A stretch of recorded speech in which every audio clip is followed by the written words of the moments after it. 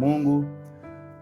Bwana Yesu asifiwe wapendwa, ninawasalimu wote kwa jina la Yesu Kristo wa Nazareti. Nina matumaini ya kwamba wewe ni mzima wa afya, unaendelea kuwa salama. Leo tu ni siku nyingine tena tunaendelea kuangalia kitabu cha Petro sura yake ya kwanza. Petro wa kwanza sura yake ya 5 mstari ule wa kwanza mpaka wa 11 ndo tuliona kwenye video ya kwanza, na video hii tunaendelea kujifunza, maana kuna mambo baadhi ambayo sikuyamalizia na sikuyazungumzia. Nimetaka video hii iwe fupi ya kwanza, na pia hii video itakuwa ni fupi. Leo nataka tuweze kuzungumzia mambo ambayo Petro alikwenda kuwasihi wazee wenzake. Alikwenda kuwasihi nini? Wazee alikwenda kuwasihi nini hawa wazee ambao wanaolisimamia kundi la Mungu? Kuna mambo muhimu sana ambayo Petro alikwenda kuyazungumzia kuhusu kundi la Mungu na kuhusu hawa wazee ambao wanaolisimamia. Kama una swali na kama unataka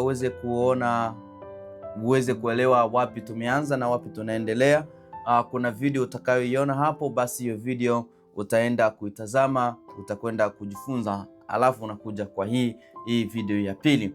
Pia nitakuwa ninatengeneza video tufupi twa sekunde kama 15 sekunde 30, hiyo uweze kuzitazama. Pia kuna muda utakwenda kujifunza vitu muhimu sana. Sitaki niponde muda na sitaki nianze tena kurudia kwa yale ambayo tumekwisha kuyasema. Kama nataka uweze kujifunza kwa yale ambayo tumekwisha kuyasema, basi kuna video ambayo utakwenda kuiona. Hiyo video itakwenda kuelekeza na utakwenda kujifunza. Pia jambo la kusema ni kwamba unaposikiliza na unapojifunza, basi fanya jambo la muhimu ni kushare na wengine. Pia kama haujawahi kusubscribe, basi subscribe hapo kwenye utakapoona. Pia comment kama una swali. Tafadhali sana comment ziwe na heshima, comment ziwe za ustaarabu, na kama una swali au kama una la kuongezea kuhusu hili, basi wewe comment hapo chini, na kama unataka tuweze kuzungumza basi wewe comment hapo chini. Mungu atakusaidia kwa hilo.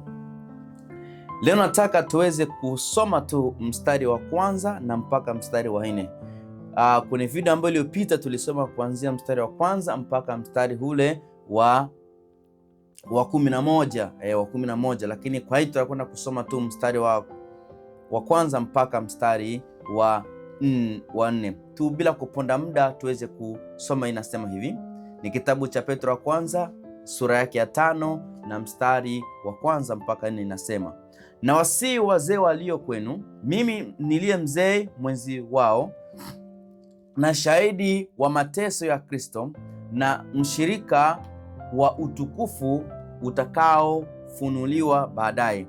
Lichungeni kundi la Mungu lililo kwenu na kulisimamia, si kwa kulazimishwa, bali kwa hiari, kama Mungu atakavyo, si kwa kutaka fedha ya aibu, bali kwa moyo, wala si kama wajifanyayo mabwana juu ya mitaa yao, bali kwa kujifanya vielelezo kwa lile kundi. Na mchungaji mkuu atakapodhihirishwa, mtaipokea taji ya utukufu ile isiyokauka. Bwana Yesu asifiwe sana. Tunaanza kuona Petro anasema ya kwamba na wasihi wazee walio kwenu. Nafikiri video ya kwanza tulisema ya kwamba Petro anapokuwa na kusema wazee au vijana, hajamaanisha tu katika umri, pia anamaanisha level ya imani. Level ya imani walio nayo au ufahamu wa kimungu walio nayo. Ni hiyo ndicho ambacho anachokimaanisha hapa kwa ngambo nyingine. Nataka tuangalie mstari wa 2. Lichungeni kundi la Mungu lililo kwenu na kulisimamia, si kwa kulazimishwa, bali kwa hiari, kama Mungu atakavyo. Petro kwanza anataka waonesha kwamba kundi wanaolisimamia, watu wanaowasimamia sio wa binadamu, bali ni wa Mungu. Yaani mioyo ya watu ambao wanaoiongoza sio watu wanaomilikiwa na dunia, sio watu wanaomilikiwa na binadamu wengine, bali ni watu ambayo ni wanayomilikiwa na Mungu na wanalichunga, ni kundi la Mungu. Maana kwamba panakuwa na utofauti wa kulisimamia. Kuna utofauti mkubwa sana wa binadamu kukusimamia na Mungu kukusimamia. Mwanadamu anapokusimamia kuna madhaifu mengi, lakini Mungu anapokusimamia anataka yeye mapenzi yake yafanyike. Nataka unielewe hapa ni kwamba lichungeni kundi la Mungu lililo kwenu na kulisimamia. Kundi la nani? La Mungu. Liko wapi? Mikononi mwa hao wazee wanaolisimamia. Ni kundi la Mungu, sio kundi la hao wazee, bali hao wazee ndio wanaolichunga na kulisimamia. Hapa ni hivi, ili uweze kulisimamia na ili uweze kuchunga kundi ya Mungu, kwanza mzee yoyote ndani ya kulisimamia kundi la Mungu ni kwanza awe na mahusiano binafsi na Mungu. Hauwezi kulisimamia kundi la Mungu kama hauna mahusiano binafsi na Mungu. Haitowezekana na hiyo haitatokea, kwa sababu ni kundi la Mungu. Inamaanisha kwamba uwe na ushirika, uwe na mahusiano ya karibu binafsi na Mungu. Maana kwamba kule kuwepo na ushirika na mahusiano binafsi ya Mungu, kama we mzee wa kanisa, ndipo utapata maarifa, ufahamu na hekima namna ya kuongoza kundi la Mungu, namna ya kulichunga kundi la Mungu. Maana kwamba kundi la Mungu linaposinyaa, inaonekana kwamba mahusiano yako wewe mzee unaowaongoza katika ulimwengu wa roho pia umesinyaa. Yaani kundi linapokuwa kwenye viwango vya imani, au kundi linapoendelea kuzaa matunda ya ufalme ndani yao, ni maana kwamba wewe kiongozi wao, wewe mchungaji, wewe kiongozi, wewe mzee wa kanisa, uko vizuri na Mungu. Kundi la Mungu haliwezi kuwa vizuri kama wewe kiongozi hauna mahusiano thabiti na Mungu. Haitowezekana. Maana kwamba Petro anataka kuwaonesha kundi mnaolisimamia ni kundi la Mungu, na ndani ya kulisimamia kundi la Mungu mnahitaji kwanza mwezi kuwa na mahusiano thabiti, mahusiano ambayo yanawasaidia kuwainua viwango vya imani, ili hao nao mnaowasimamia waweze kuinuka.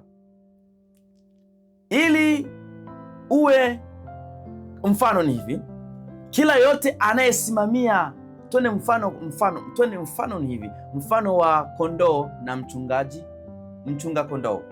Mchunga kondoo anapotia uvivu au anapokosa bidii ya kulichunga kundi hilo ambalo anaoliongoza, au la kuchunga hizo kondoo, unakuta au kuchunga mbuzi, unakuta mbuzi zile zinasinyaa. Maana kwamba ule mtumishi hana bidii,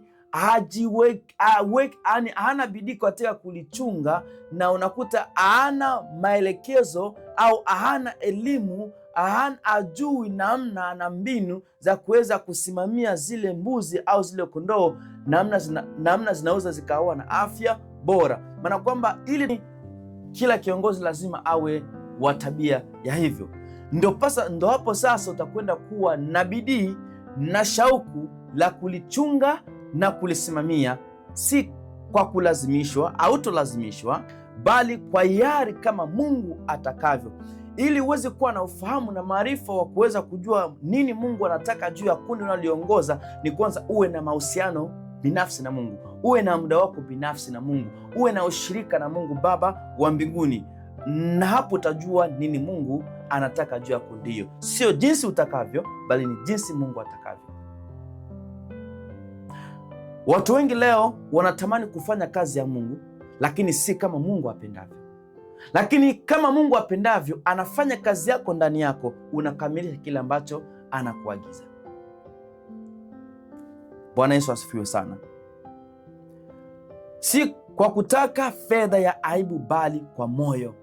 Yaani mchungaji au mchunga kundi la Mungu, mzee wa kanisa, mzee analochunga kundi la Mungu, ni mtu ambaye hataki fedha za aibu, Yaani achungi kundi la Mungu kwa kufaidika, yaani achungi kundi la Mungu kwa sababu apate faida kwa wale ambao wanawachunga.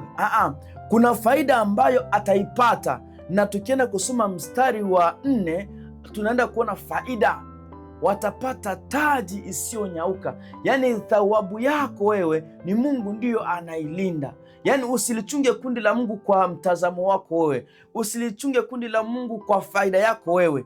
Chunga kundi la Mungu kwa faida yake Mungu.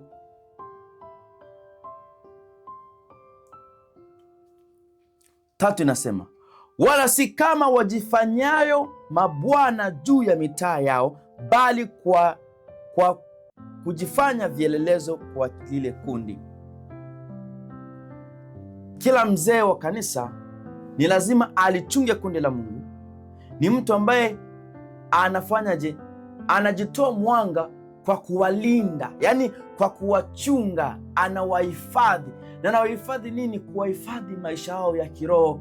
Anawachunga kwenye maisha yao ya kiroho, wasiende nje ya imani, wasipotoke na namna ya dunia hii, wasipotoke na elimu yoyote, ili waweze kuwa watumishi, waweze kuwa wana wa Mungu waliokubaliwa na Mungu. Wanalichunga kundi la Mungu, yaani wanawachunga wasiende nje ya imani. Wanajali sana maisha yao, wanafuatilia maisha yao. Na kusimamia ni kusimamia kule ambapo unajali watu ambao unawaongoza, yaani unajali ya kwamba wanaishije, maisha yao ya kiroho inaendaje, nini wanahitaji, kitu gani wanataka katika ulimwengu wa imani. Yaani unawajali. Hauwezi kuwa kiongozi unaosimamia kundi la Mungu haujali maisha ya watu ambao unawaongoza, haujali. Ni lazima uwe mtu ambaye unajali, na utafanya hivyo kama Mungu apendavyo, bali sio kwa kulazimishwa, ni kwa moyo safi. Leo kuna wachungaji wengi sana, na nitalisema sana kwa ajili muweze kunielewa. Wachungaji wengi sana ni wachungaji, lakini nafasi wanayo sio kabisa ya kichungaji. Na ili uweze kuwa mzee wa kulisimamia kundi la Mungu, kwanza uwe umekusudiwa na Mungu. Hauwezi kuchunga kundi la Mungu kama Mungu hajakukusudia wewe kuwa mchungaji wa kundi hilo. Na hata Mungu anakukusudia wewe kuwa mchungaji wa kundi hiyo, ni lazima pia ufanye bidii ya kuwa na mahusiano ya karibu na Mungu. Hiyo itakusaidia. Hauwezi kuwa mzee wa kanisa na kama Mungu hajakusimamia uwe nafasi hiyo. Unaweza kuwa mchungaji ndiyo, lakini hakikisha uchungaji wako Mungu anaufahamu, ili ufanye kazi ya Mungu, ili usabiti. Na Mungu anapokusimamia, Mungu anakujua ni mchungaji wake aliyekuchagua, basi wewe utafanya kama apendavyo. Wala si kama wajifanyao mabwana juu ya mitaa yao, bali kwa kujifanya vielelezo. Kiongozi wowote au mzee wote wa kanisa ni mtu ambaye au kielelezo mbele ya kundi analoliongoza. Maisha yake na Mungu ikoje? Maisha yake na familia yake ikoje? Ndoa yake ikoje? Mtaa mzima unamtazamaje? Hawe kielelezo, hawe mfano bora kwa kundi analoliongoza, kwenye maisha yake ya kawaida, maisha yake ya imani, maisha yake ya ndoa, maisha yake na familia. Yaani maisha yake yote iwe ni kielelezo kwa kundi la Mungu. Watu wanapomtazama, kundi linapolimtazama, wamne kwamba huyu anafaa kuwa kiongozi wetu, awe kielelezo, sio kujifanya mtaani. Unakuta mtu anajifanya yeye ni mchungaji, yeye ni mzee wa kanisa, lakini siyo kielelezo. Yaani hafanani, kwa sababu yeye hajakusudiwa na Mungu. maisha yake haifanani kuwa kielelezo kwa watu. Bwana Yesu asifiwe sana. Tumalize, ini inasema, na mchungaji mkuu atakapodhihirishwa, mtaipokea taji ya utukufu ile isiyonyauka. Ukiangalia 2, kuna mstari wa 2 inazungumzia kwamba si kwa kutaka fedha ya aibu, bali kwa moyo. Na ukiangalia mstari wa 4 inasema, na mchungaji mkuu atakapodhihirishwa, mtaipokea taji ya utukufu isiyonyauka. Mchungaji ni nani? Ni Yesu Kristo. Atakapokuja atasema well done, atakwambia kazi nzuri mtumishi wangu. Hicho ndio kitu ambacho tunachokitazamia sisi tulio viongozi. Kila kiongozi wote ni lazima awe analitazamia taji itakayofunuliwa, kama vile Petro alivyosema. Ni vyema sana ufanye kazi ya Mungu na ukijua kwamba wewe siku moja mbingu utaiona. Kila mzee ni lazima ajue namna ya kulisimamia kundi la Mungu. Mungu akubariki sana na Mungu akusaidie kwa hii. Natamani sana uweze kuelewa, kama wewe ni kiongozi ama kama wewe ni mzee wa kanisa, basi hacha Mungu alisimamie kundi lake ndani yako. Na Mungu akubariki. Na kama una swali basi uliza chini, na kama una la kusema sema chini, lakini tafadhali sana iwe ya heshima na iwe yenye ustaarabu. Mungu akubariki. Na kama hauja subscribe hapo. Ukibarikiwa basi share na wengine, na Mungu akubariki.